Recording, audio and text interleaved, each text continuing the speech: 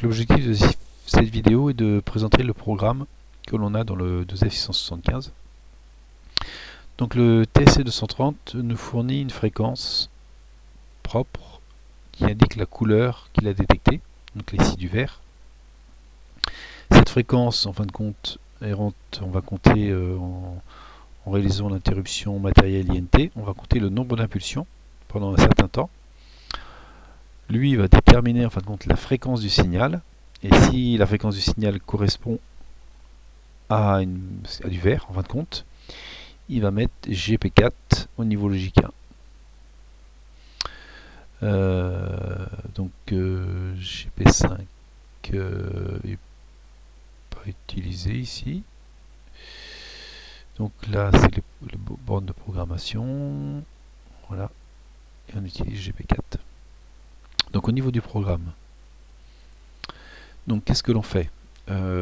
Déjà, on autorise une interruption matérielle INT. Alors l'INT, elle est où? Elle est ici, elle est sur la borne 5. Donc elle est sur la borne 5, elle est sur GP2N2. Ça c'est l'INT, l'interruption matérielle. Donc qu'est-ce que l'on fait dans cette interruption matérielle? On incrémente une variable fréquence. Voilà, on incrémente variable la fréquence. Donc au démarrage, fréquence vaut 0. Et à chaque impulsion qu'on a, sur l'interruption, c'est-à-dire sur la broche GP2, qui est en fin de compte GP2, c'est l'entrée d'interruption INT, on va incrémenter la variable fréquence. Donc on incrémente la variable fréquence, voilà, continuellement. Et puis on va lancer une interruption qui tourne en parallèle, l'interruption timer. C'est timer 1.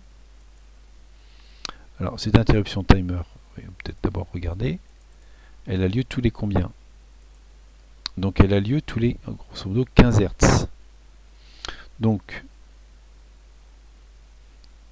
si on fait la fréquence 15 Hz, si on prend une calculatrice,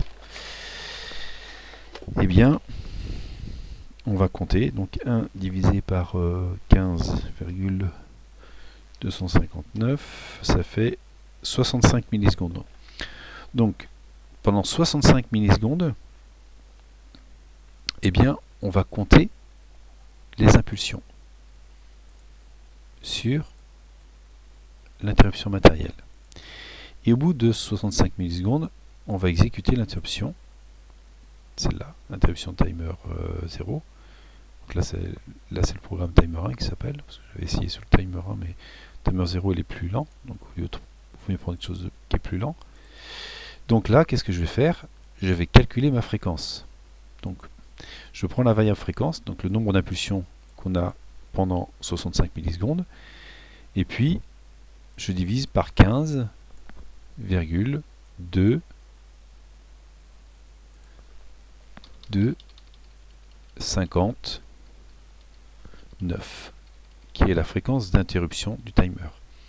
Et donc en faisant ce calcul-là, affichage en fin de compte,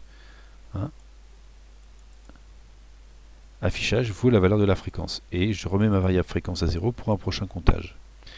Et donc dans le programme principal, si ma fréquence que j'ai calculée, qui est l'affichage, vaut 8000, donc là c'est un exemple, donc il faudra mesurer réellement combien il y en a avec une plante. Si on a 8000, eh bien on met GP4 à 1, c'est-à-dire qu'on a détecté la plante. Voilà. Donc la plante qui est verte, éclairée avec 200 lumens de chaque côté, et par un tube pour protéger contre l'éblouissement, eh bien, elle va nous donner une fréquence qui est propre lorsqu'elle va détecter une plante verte. Donc là, je mets 8000, mais après, il faudra mesurer réellement combien on a.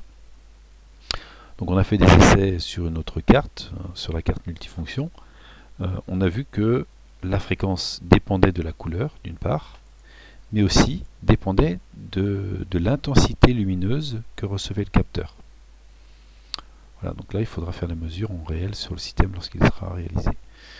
Donc on a en fin de compte 1, 2, 3 programmes qui tournent en parallèle, un qui compte des impulsions, un autre qui remet les impulsions comptées à 0 et qui en déduit la fréquence du signal, et ce programme-là qui teste la fréquence, et si la fréquence elle est supérieure ici à 8000 Hz, c'est-à-dire 8 kHz, eh bien elle met la sortie à 1 pour dire qu'on a une plante, autrement elle la met à 0. Donc voilà le programme pour la détection de la plante. Alors, si on reprend, on avait réalisé un programme sur une carte d'application pour mesurer, donc c'est la même chose, sauf que là on avait un afficheur, on avait directement la fréquence que voyait le TSC 230. Donc c'est le même programme, hein, sauf qu'on a un afficheur et on peut afficher la fréquence, hein, qui nous permet d'éviter de prendre un oscilloscope. On a directement la fréquence lorsqu'on présente une feuille verte. Donc là, la fréquence qu'on obtenait dépendait bien sûr de la couleur qu'on présentait devant le capteur, mais dépendait aussi de la luminosité ambiante, c'est-à-dire du nombre de lumens qu'il y a autour du capteur. Voilà, donc ça c'était un programme d'étude sur la carte multifonction. Et là, le projet final avec le 12F675 qui va être câblé ici avec le capteur là. Voilà. Donc voilà la présentation du programme pour le TSC 230 avec un 12F675.